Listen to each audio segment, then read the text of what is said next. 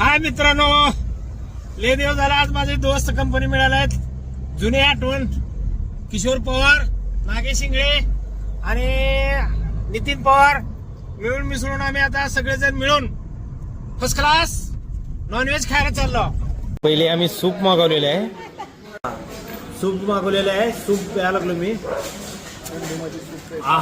थंडीमध्ये एकदम first class soup आहे. First class.